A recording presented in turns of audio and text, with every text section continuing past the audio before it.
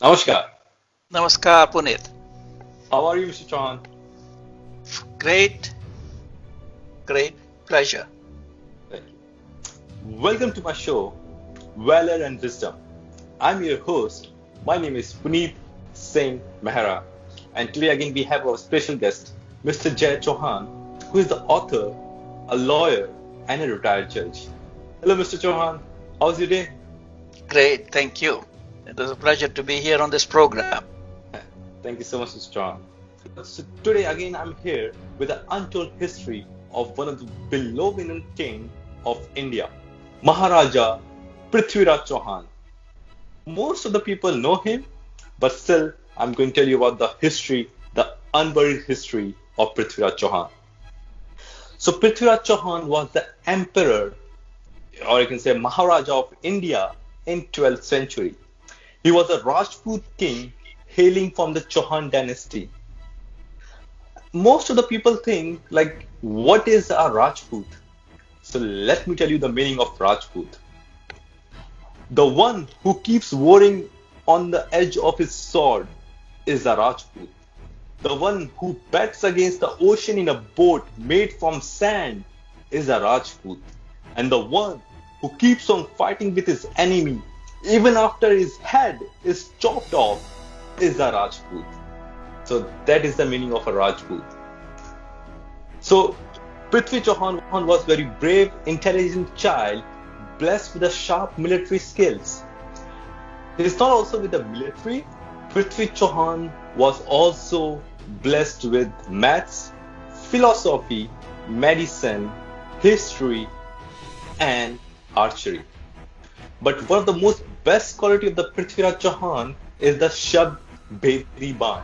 So what is the meaning of Shabd Bhedi Ban? It means it's an archery skill which Prithviraj Chauhan hit target only on the basis of sound.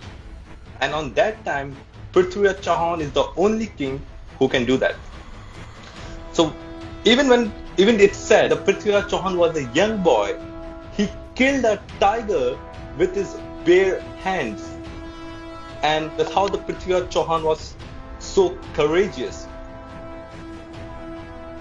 At the age of 13, he started expanded his territories and became known as the valiant and courageous warrior. And at the age of 20, he became the emperor of New Delhi in India. And afterwards, there was one invader named Muhammad Ghori. Muhammad Ghori tried to invade to India, but Prithviraj Chauhan defeated Muhammad Ghori. And whenever Muhammad Ghori captured by the Prithviraj Chauhan, he always begged for mercy. He always begged for his life. And as for Hindu Rajput tradition, if someone comes to a shelter and he doesn't have a sword and he's begging for his life, as for Rajput, we didn't execute that person. We simply let him go. And that's a mistake what Prithviraj Chauhan did. But what happened afterwards? His fast rise caught the envy of powerful ruler Jayachand. He was envious on popularity of Prithviraj Chauhan. Prithviraj Chauhan bravery spread among all India. He started expanding his territory to all states in India. But what happened? Jayachand, who was so jealous of Prithviraj Chauhan's bravery and his courage, his daughter Sanyogita fell in love with Prithviraj Chauhan when he heard about his valor. So when Jayachand get to know that his own daughter fall in love with Prithviraj Chauhan, he decided to do a marriage ceremony for his daughter Sanyogita. So what he did, Jayachand invited all the small and big kings from the territories, but he ignored Prithviraj Chauhan. To add insult, he made a statue out of Prithviraj Chauhan and kept him as a doormat at the gate. And when Sanyogita had to choose his husband, he did something amazing.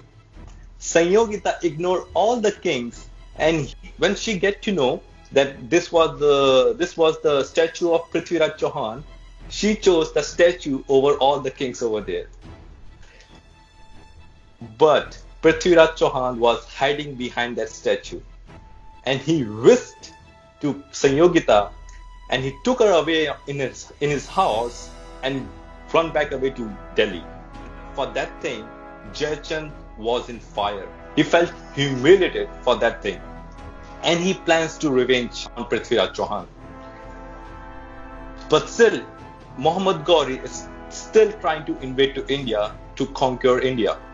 But Prithviraj Chauhan, every single time he defeated Muhammad Gauri. Prithviraj Chauhan defeated Muhammad Gauri 16 times in the battle. And every time he begged for his life, and that's the mistake what Prithviraj Chauhan did, that he always sent him back away to his own country. Prithviraj Chauhan pardoned Muhammad Gauri when he kept his hand on Quran and asked for forgiveness and bowing down to Hindu king. One day what happened? When the 17th time the Muhammad Gauri trying to invade India, he attacked on Prithviraj Chauhan when the Prithviraj Chauhan and his army were sleeping.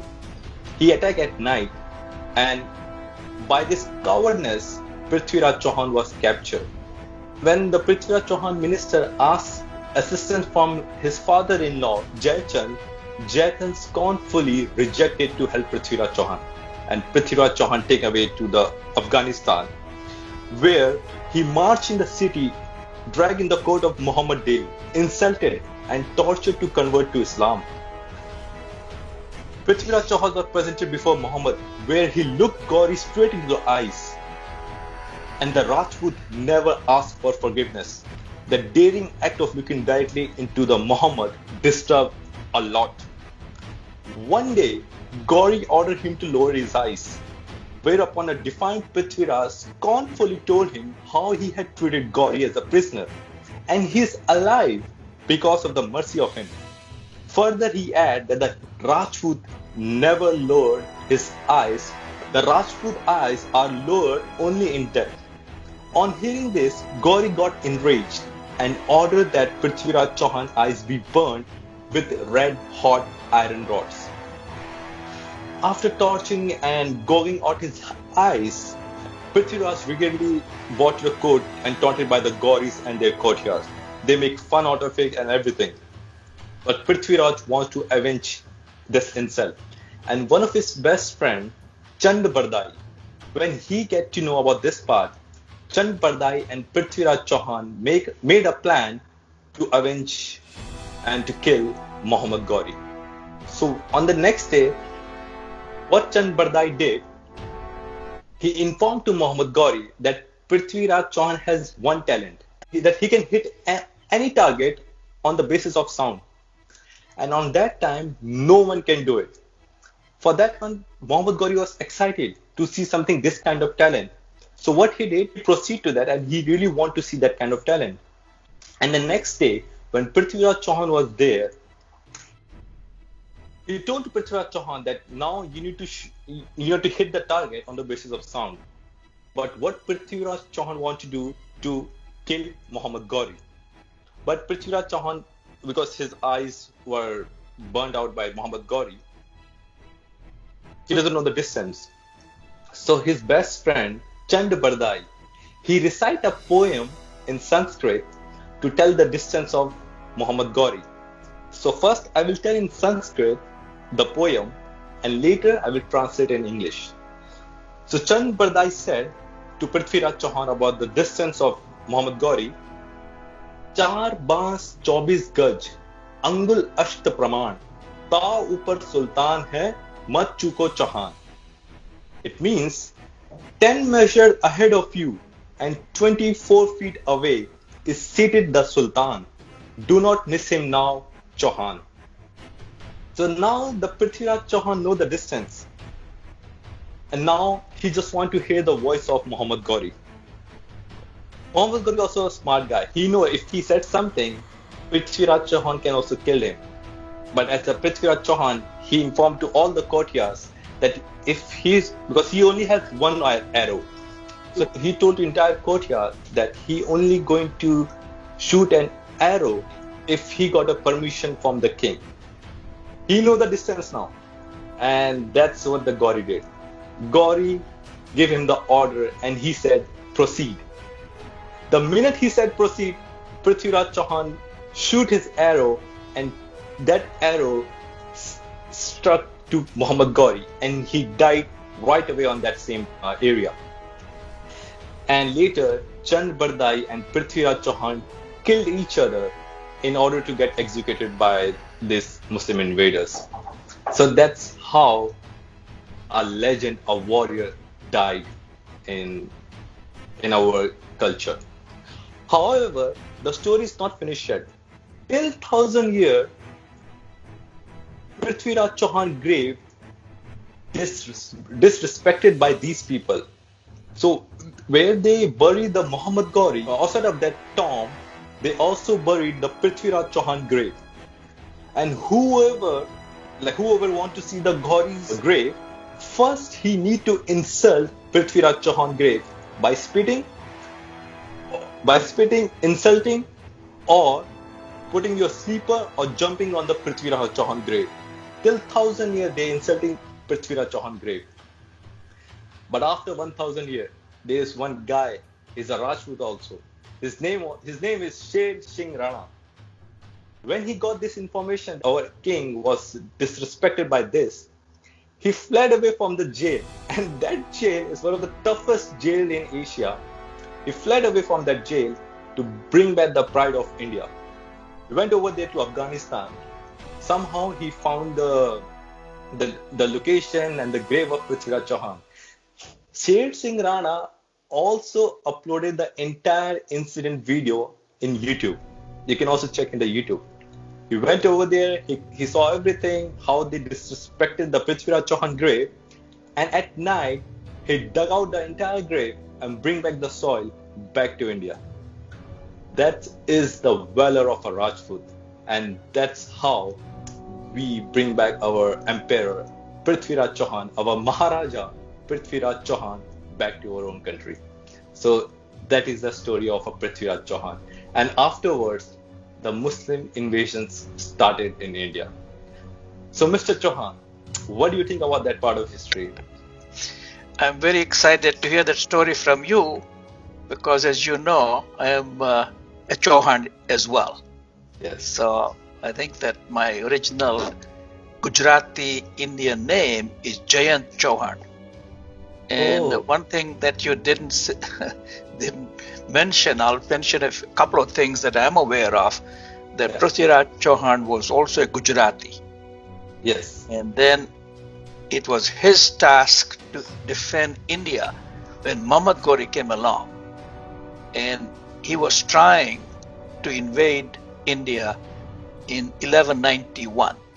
Yes. And all the 16 attempts that you indicated were done around that time. And then 1192 is the time that he finally, when the Hindu king Prithviraj Chauhan was basically, they had a tradition and the rules of war in which the Rajputs and the Indians didn't fight, Hindu kings didn't fight in the night time. True. So Muhammad Gauri came in the night time and then captured Prithviraj Chauhan. And the rest of the story that you mentioned also is very detailed. I did not know about it. I'm very excited. There are lots of Chauhans in Gujarati. Our family has 72 families in Rajkot alone who are Gujarati families, and we are all Chauhan. I think that we don't have enough historical records to directly connect with Prithviraj Chauhan, but I believe that our ancestors were Prithviraj Chauhan. So I'm excited to hear the story. Yeah. And it's a wonderful story, but one lesson to be learned from that story for our Indian people, and I want, Puneet, at your age, I think we want to address the remark to the Indian youth in the Indian population that we might have lost to the Muslim people in 1192, and then after the Mughal period began in the middle of 15th century, and the Muslim period existed from about the 10th century to the time the British came along to India. So I think what has happened in my view, that the British time plus the Muslim time, as you know, the Muslim time that the Muslim kings and emperors basically taxed the Hindu population, and that's how the Taj Mahal was built. So we have to keep in mind that if you're not vigilant, and the Hindu culture is a culture of acceptance, so that they accepted all the other outsiders, then you can see what happened. So I feel that there's a lesson to be learned. I made a speech of the Indo-US Association in India in which I made this comment, that India has to remember its history so that you know what happened in the last 1,000 years. It's only the recent time that India has now got nuclear weapons and a military that is one of the biggest in the world now. And by numerically, it's just second to China and bigger than even England or the United States by number, not necessarily the firepower. But this is necessary because of the history of what happened in India in the last 1,000 years. So we are now regaining our strength and the glory. We want to keep up the Rajput spirit of India, and that we should educate other people what our history is like, and especially the Indian people. So I'm very delighted, Puneet, that you're doing these programs and bring it to the awareness of the young people. We have a mission to accomplish in the world now, that we want to recover our glory. For 1,500 years, that India was the most dominant country in the world, actually, and I think that our civilization, as we did in one program, goes back to about 7,000 to 9,000 years ago, and that is similar. But I think in the Western countries, it is not fully understood that our civilization is as old and is still living. The Egyptian civilization was conquered by the Persians, the Romans, and it is a Muslim country today with a small Christian minority, but our Hinduism never diminished as a religion and dominant religion of the country. So many countries are unhappy about the fact that India is asserting its Hindu tradition again. But if you see the recent law, that the parliament, which is led by Narendra Modi, passed a law to say that the Muslim law that is still applicable to Muslim people in India, and if they have a separation, as you know, that in the Muslim law, if you are in Indian court, that you can marry more than one wife. Yes. But the recent amendment to the law indicated that the Muslim women in India will have the same rights as the Hindu woman, and right of support that was denied to them in the Muslim law.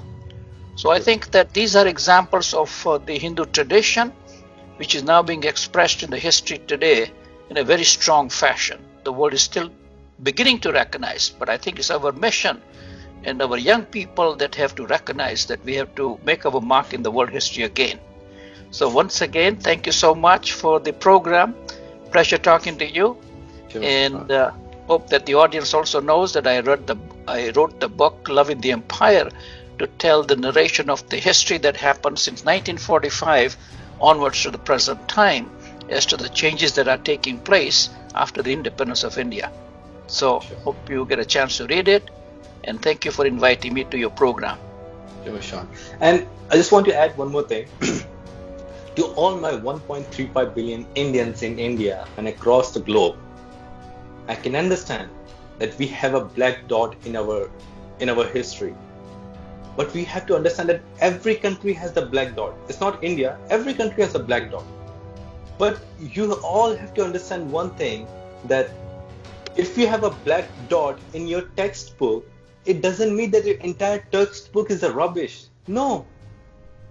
We have to see the part where we are the rulers of this world. I can accept it. There are some black dots, but it doesn't mean that we stayed over there and that's it. No. We have to remember our ancestors from 10,000 years, and we have to move on forward, and that's okay. But what we need to understand one more thing, to all my Indians,